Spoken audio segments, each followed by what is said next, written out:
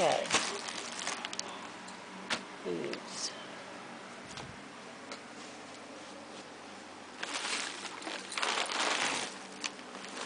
Okay, where did my beads go?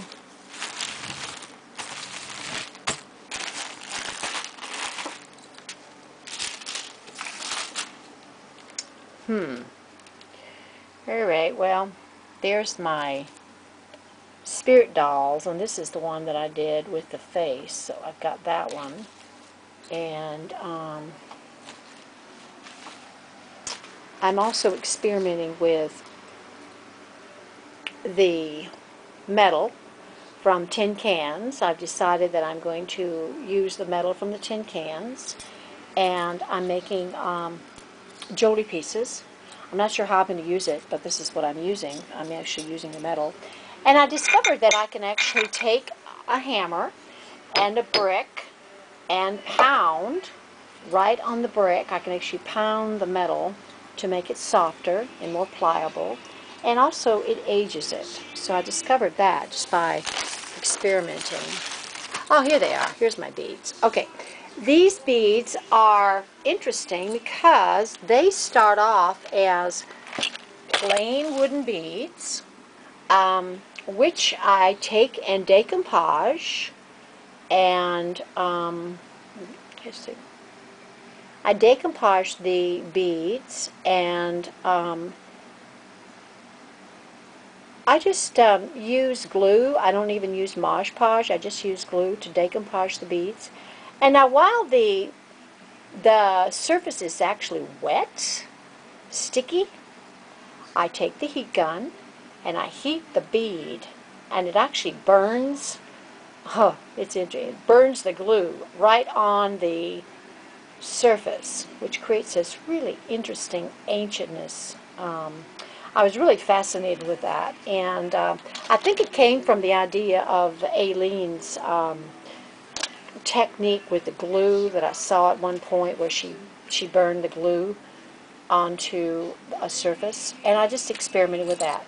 The other thing I'm doing is I'm using aluminum foil. Actually, it's aluminum from pop cans, and I'm going to be making jewelry out of that.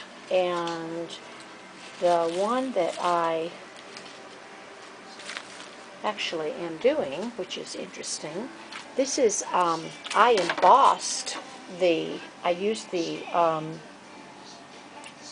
is X machine again, and I embossed the metal, and then I painted it various different colors. And I didn't use alcohol ink. What I used is just washes of different colors, and this is the different colors that I used. And I used different colors on that to create kind of an aged look. But I think what I'm going to do is on the back, I'm going to paint that black. I'm going to paint this whole thing black, and I'm going to make this into the beginning of a necklace. It's probably going to be the centerpiece of the necklace.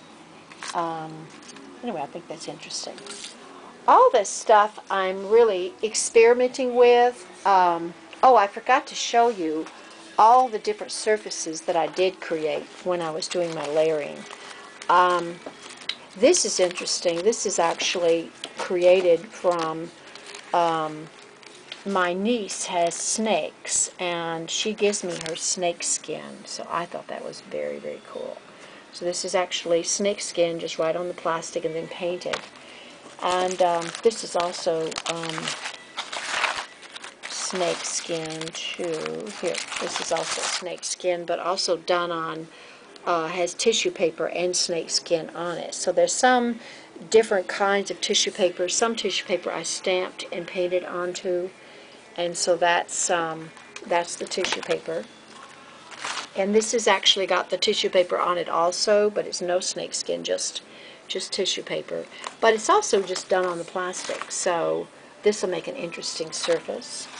And then this is layered plastic and various different layers of stuff inside, probably like tissue paper and fabric, to make it a little thicker. And then I stamp right on top of the plastic, And this is done with paper towels right onto, actually I don't know if that's paper towels. No, that's not paper towels. That's actually dryer sheet right onto the surface. So now it creates this real interesting relief that can then be, I can use metallic paint over it to bring out the relief. And this is, again, this is plastic, another sandwich, and this was done with various different kinds of things that I sandwiched together, and then I used clear gesso, and the clear gesso was textured with a stamp while it was wet, and then I let it dry, and then I went over the relief with the metallic paint and the green paint, all the different paints that I used. And the same thing, this is tissue paper on plastic, and this is going to be, I'm going to actually take pieces from this and create shards as well as earrings. But when I get to the point where I'm putting resin on everything, I'll actually make a resin sheet. This will actually have resin on it.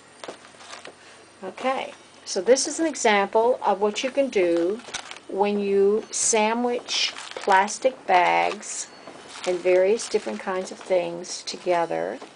It's just an interesting technique.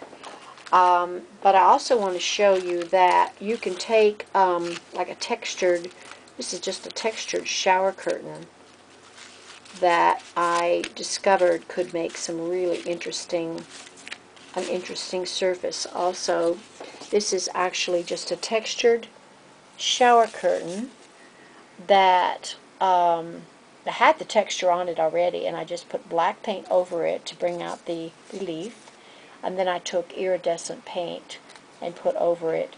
Now I did notice that it does chip, so probably what I'll do is either it'll really preserve when I put the resin over it, it won't chip anymore, or I will put an acrylic medium over it, over the whole entire thing, so it doesn't chip off, the paint doesn't chip off. But this is going to be interesting because this is going to make really wonderful surfaces for jewelry. I've actually already started one as a circle. This was just two pieces of the same thing, the shower curtain, sandwiched together on a piece of strong cardboard.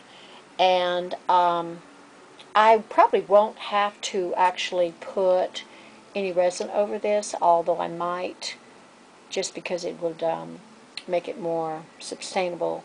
But this is going to be an earring. It's going to be a nice, good size earring that will create an interesting effect when I get that done. So I'm going to make another one that is exactly the same. It's hard to create something exactly the same, but this earring is going to be, there's going to be another earring exactly the same, so that I can make my earrings. And it'll be beaded, maybe some wire, maybe some other things on it for sure. But this is going to be one of my earrings.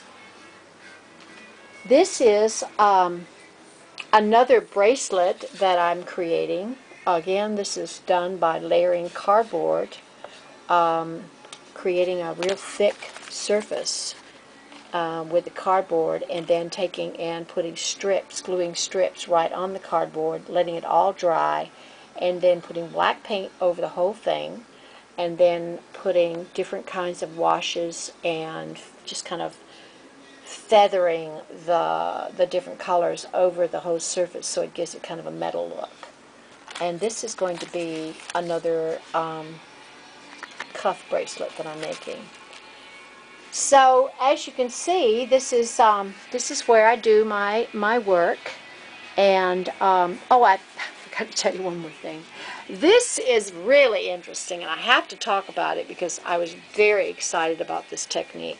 This is where you actually layer, I'd say probably 4 or 5, maybe even 6 layers on the plastic. But the last layer, you have to have lots of stuff in it, though.